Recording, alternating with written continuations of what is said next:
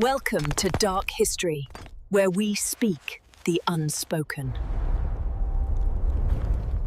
What makes a person turn from a leader into a monster? Is it a thirst for power, a fear of losing control, or something far more sinister? Throughout history, some rulers have left behind a trail of destruction so vast and a legacy so vile that their names are now synonymous with terror. These are the figures who didn't just govern, but dominated through sheer brutality, using their power to inflict pain, suffering, and death on a grand scale. We're about to delve into the lives of 10 such individuals, the most disgusting and brutal rulers to have ever walked the earth. The journey into the darkest chapters of our past begins now. These are the tyrants, the madmen, the conquerors, and the zealots, the 10 most brutal rulers of all time. Their stories are a chilling reminder of how quickly the light of progress can be extinguished by the shadow of cruelty. Chapter 1. Nero, Claudius, Caesar, Augustus, Germanicus. We begin our descent into darkness with a name synonymous with debauchery and madness. Nero, Claudius, Caesar, Augustus, Germanicus, the 5th emperor of Rome. Born in 37 AD, Nero inherited the most powerful empire on earth, but his reign would become a symphony of paranoia and sadism.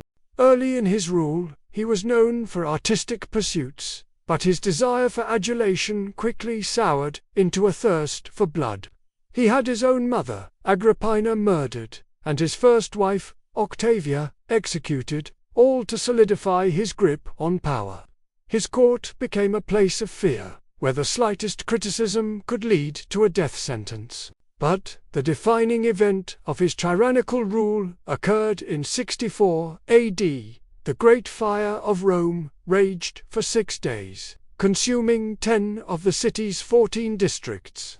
While the cause is still debated by historians, rumor quickly spread that Nero himself had started the fire, allegedly to clear land for his sprawling, opulent new palace, the Domus Aurea. To deflect the blame and quell the public outcry, Nero needed a scapegoat. He found it in a small, burgeoning religious sect, the Christians. What followed was a campaign of terror that horrified even the hardened Romans. Christians were hunted down and subjected to the most grotesque forms of torture and execution. They were covered in animal skins and torn apart by dogs. They were crucified. Most famously, they were doused in oil and set ablaze to serve as human torches to light Nero's gardens at night. This unprecedented cruelty, rooted in a lie, cemented Nero's place as one of the most disgusting and brutal rulers in history. Nero's excesses didn't stop there. He indulged in lavish banquets while his people starved, and he forced senators to commit suicide on fabricated charges of treason. His paranoia led to the execution of countless innocents, including his own stepbrother Britannicus, whom he poisoned at a family dinner. Nero's rule ended in 68 AD, when, facing rebellion, he took his own life, reportedly uttering, "What an artist dies in me." But the artist was a monster, and his brutality scarred Rome forever. From the opulent cruelty of Rome, we travel to the bleak forests of 15th century Wallachia, a region now part of modern-day Romania. Here, we encounter a ruler whose name would become a synonym for terror. Vlad III, Prince of Wallachia, a man better known as Vlad the Impaler. He was not just a warrior, but a master of psychological warfare and a connoisseur of torture. Vlad's early life was marked by hardship. As a hostage of the Ottoman Empire, he witnessed unspeakable atrocities that hardened his soul and shaped his methods of rule. Vlad's methods were shockingly efficient in their brutality. His favored form of execution was impalement, a slow and agonizing death where a person was pierced with a sharp stake, which was then raised upright, leaving them to slide down and die over hours or even days. Vlad used this method on his enemies, including captured Ottoman soldiers, and on his own subjects to enforce absolute order. Tales of his cruelty are legendary. When a group of foreign merchants complained about a crooked official, Vlad had the official executed, but then had the merchants' hats nailed to their heads for failing to remove them in his presence. He once invited beggars and the infirm to a grand feast, only to lock the doors and set the hall ablaze, declaring that poverty had no place in his realm. His most infamous act of terror occurred during a conflict with the Ottoman Empire. In 1462, as the Ottoman army advanced, they were met not with resistance, but with a sight so horrifying it broke their morale. A forest of the impaled, a vast field of stakes holding the corpses of an estimated 20,000 Turkish prisoners and local peasants, all impaled in various ways. The spectacle was so gruesome that the Ottoman Sultan, Mehmed II, turned his army around and retreated. Vlad's reign was short, but his legacy of horrifying, calculating brutality remains a chilling testament to the depths of human cruelty. He inspired Bram Stoker's Dracula, but the real Vlad was far more terrifying than any vampire. Chapter 3. Genghis Khan.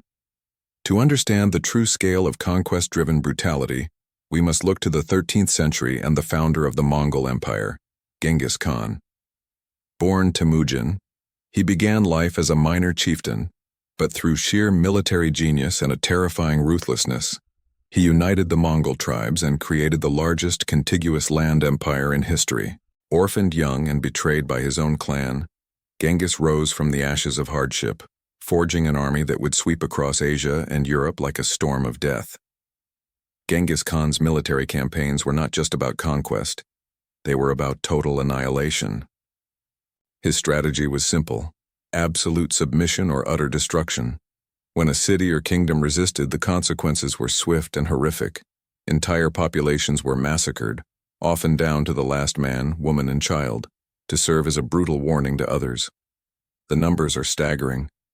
Historians estimate that his campaigns were responsible for the deaths of tens of millions of people, a demographic disaster that, in some regions, set population growth back for centuries. In one infamous incident, after the assassination of his envoys by the Khwarezmian Empire, Genghis unleashed a vengeance that wiped out entire civilizations. The sack of the city of Urgench in 1221 is a grim example. After a 7-month siege, the Mongols broke through. They massacred every inhabitant except for a few skilled artisans who were enslaved. The city was then completely flooded to ensure nothing of it remained. Genghis Khan's legacy is a complex one, revered by some for his unification of a people and the creation of a vast trade network. But his methods were built on a foundation of unprecedented violence and terror. He ordered the pyramids of skulls from slain enemies as monuments to his power, and his horsemen would ride through rivers of blood.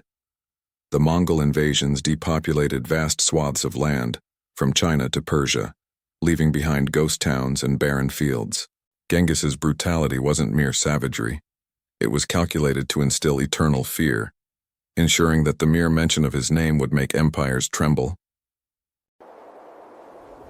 Like and subscribe. Chapter 4. Ivan IV, Vasilievich. Our list would be incomplete without the man who created the Russian Tsardom and earned his chilling moniker, Ivan IV Vasilievich, or Ivan the Terrible. His cruelty was not born on the battlefield, but in the depths of his own mind. He suffered a traumatic childhood marked by neglect and abuse by the boyars, the Russian nobility, who vied for power after his father's death. This left him with a lifelong paranoia and a violent temper that would become legendary. Crowned at age 3, Ivan grew up in a court of intrigue, where poison and betrayal were commonplace. His reign was marked by waves of persecution and terror. In 1565, he created the Oprichnina, a terrifying new branch of government run by his personal secret police, the oprichniki, dressed in black robes and riding black horses. They roamed the countryside, executing boyars, seizing their lands, and terrorizing the populace. Ivan would personally oversee the torture and execution of his perceived enemies, often with a perverse theatricality. In one instance, he ordered a monk to be sewn into a bearskin and hunted down by a pack of hounds. His paranoia eventually reached its cruelest peak when, in a fit of rage, he struck and killed his own son and heir, Ivan Ivanovich, with a staff. The brutal act of patricide sealed his reputation as a ruler consumed by madness and violence. Ivan's atrocities extended to entire cities. In 1570, suspecting treason in Novgorod, he unleashed his oprichniki in a month-long orgy of slaughter, where thousands were drowned in the frozen Volkhov River, boiled alive in cauldrons, or roasted on spits. Women and children were tied to sleds and dragged into icy waters, while Ivan watched with glee. His rule saw the execution of priests, nobles, and peasants alike, with torture methods including flaying, quartering, and impaling. Ivan's legacy is one of a Tsar who turned Russia into a land of fear, where loyalty was enforced through blood, and his personal demons became the nation's nightmare. Chapter 5: King Leopold II of Belgium. From the icy court of the Tsar, we travel to the heat of the Congo Free State, where a different kind of horror unfolded in the 19th century. Here, the perpetrator was a man of supposed civilization and progress, King Leopold II of Belgium. Unlike the ancient tyrants, Leopold never set foot in the Congo. He ruled from afar, using the region not as a colony for his country, but as his own private property. His goal was to extract as much wealth as possible, specifically rubber and ivory, and he did so with unimaginable cruelty. Presenting himself as a humanitarian, Leopold masked his greed under the guise of civilizing Africa. Leopold's regime was a system of forced labor and brutality on a scale that shocked the world. His private army, the Force Publique, was tasked with ensuring that local villagers met impossibly high quotas for rubber collection. Failure to do so was met with horrific punishments. Men were whipped, women were taken hostage, and, most famously, hands were amputated as proof that a bullet had not been wasted on a runaway. The brutality was systematic and widespread. It estimated that Leopold's rule led to the deaths of between 10 to 15 million Congolese people, a demographic catastrophe that ranks among the worst in history. Villages were burned, families torn apart, and children mutilated to terrorize communities into compliance. Leopold's agents employed Jakarta whips made of hippopotamus hide that could flay skin with a single strike, and public executions were commonplace to instill fear. The king's personal fortune grew immense, while the Congo became a graveyard, with famine, disease, and violence decimating the population. International outrage, sparked by reports from missionaries and journalists like E.D. Morel, eventually forced Leopold to relinquish control in 1908. But the scars of his rule linger in the Congo's history as a stark example of colonial exploitation turned genocidal. Chapter 6: Pol Pot. Our list would be incomplete without the leader of the Khmer Rouge regime in Cambodia, Pol Pot. A radical communist, Pol Pot sought to create a utopian agrarian society. But his vision led to one of the most brutal genocides of the 20th century. Born Saleth Sar, he was educated in France, where he embraced Marxist ideology, returning to Cambodia to lead a revolution against perceived corruption and Western influence. Upon seizing power in 1975, he immediately implemented a policy of purifying Cambodia of all Western influence, urban life, and even intellectualism. He forced the entire population of the cities into the countryside, leading to mass starvation and death from overwork. His regime systematically targeted and executed anyone deemed an enemy of the state, which included teachers, doctors, former government officials, and anyone with a connection to the outside world. People were executed for wearing glasses, speaking a foreign language, or even for having soft hands that suggested they were not manual laborers. The infamous killing fields became a symbol of the regime's horrifying cruelty, where victims were bludgeoned to death to save bullets. By the time the regime fell in 1979, an estimated 1.5 to 2 million Cambodians, a quarter of the country's population, had perished from execution, starvation, and disease. Pol Pot's Year Zero policy reset society to a primitive state, abolishing money, religion, and private property. Torture centers like Tuol Sleng S21 saw prisoners subjected to electric shocks, waterboarding, and forced confessions before being marched to mass graves. Children were indoctrinated as soldiers, turning on their parents, while famine ravaged the land due to failed agricultural experiments. Pol Pot's paranoia led to purges within his own ranks, creating a cycle of terror that devoured Cambodia from within. Chapter 7. Adolf Hitler. Now we must turn to a name that represents the epitome of 20th century evil: Adolf Hitler, the Führer of Nazi Germany. Hitler's rise to power was built on a foundation of extreme nationalism and racial hatred. His vision of a master race led to the systematic persecution and extermination of millions. The Nazi regime's atrocities were meticulously planned and executed with cold, industrial efficiency. From a failed artist to chancellor in 1933, Hitler exploited economic despair and resentment to build a cult of personality. His policies led to the Holocaust, the state-sponsored, systematic persecution and murder of 6 million Jews. But the brutality extended far beyond the Jewish people. Millions of others were also targeted for extermination, including Romani people, disabled individuals, homosexuals, and political dissidents. The concentration and extermination camps, like Auschwitz-Birkenau and Treblinka, became places of unimaginable suffering and death. Hitler's regime plunged the world into a brutal and devastating war, resulting in the deaths of over 70 million people. His legacy is one of the most horrifying in human history, a testament to the fact that hatred, when combined with absolute power, can lead to the darkest abyss.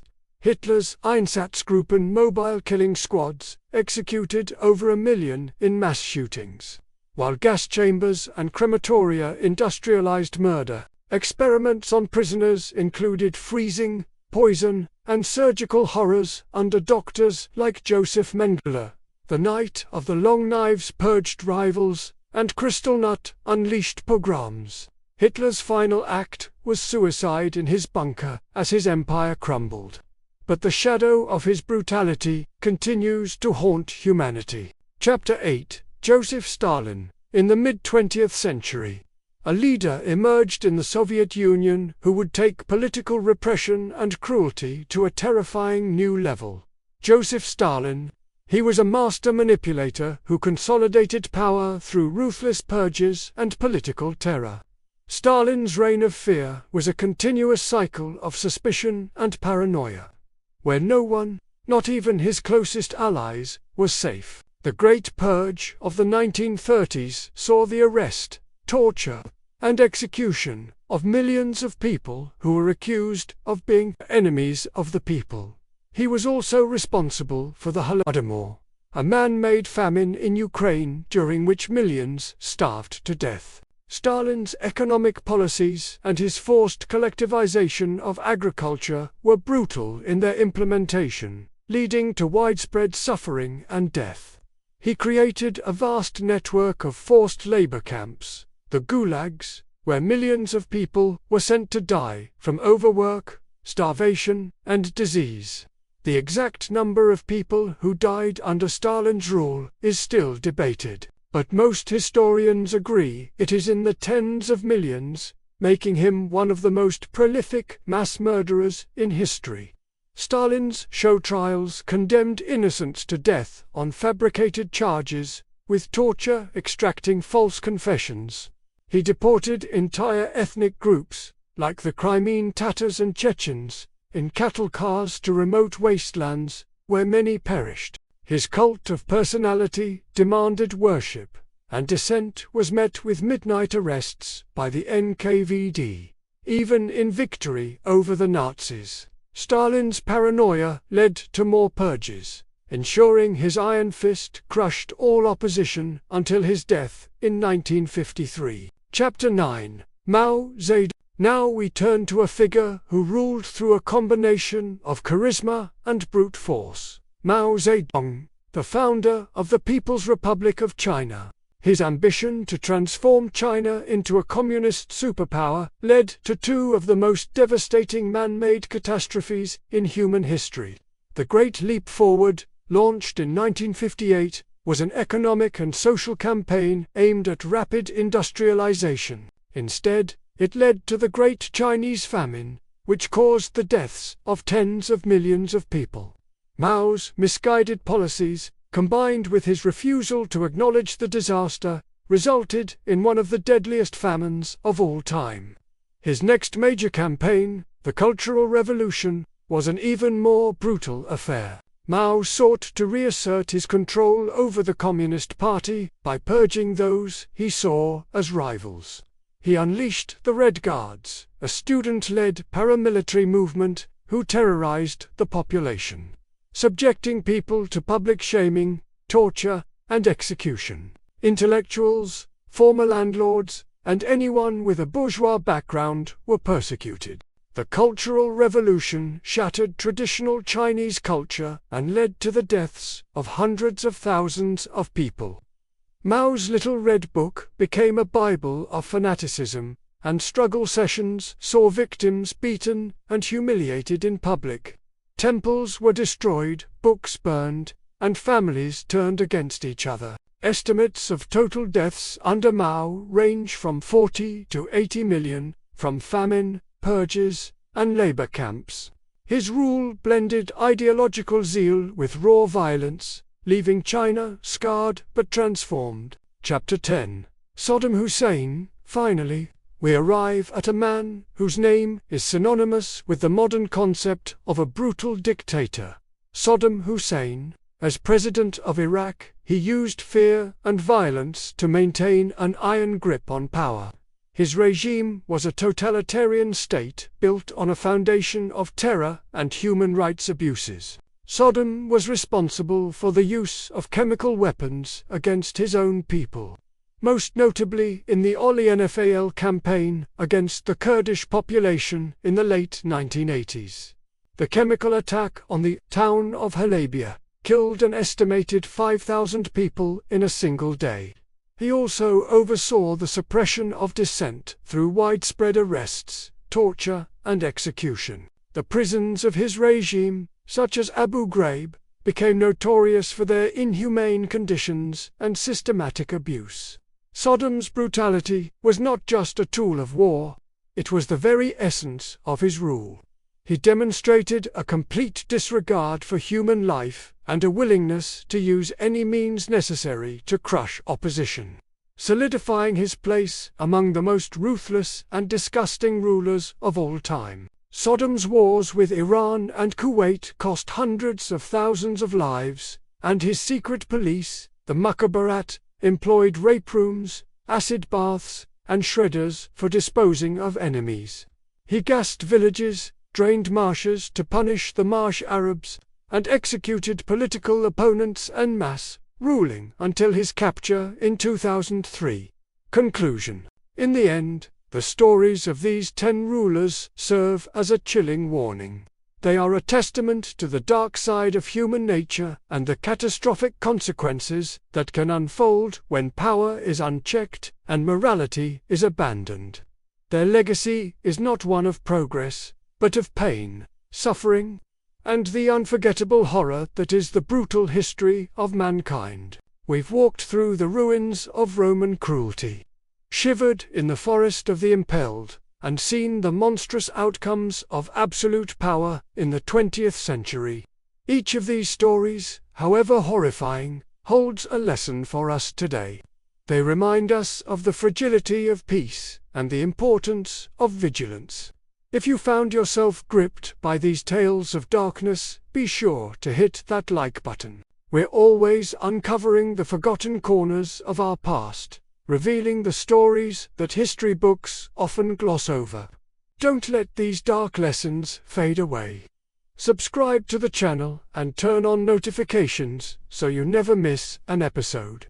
We'll continue to explore the truth behind history's most fascinating and horrifying moments, one brutal story at a time. What part of history's dark past would you like us to explore next?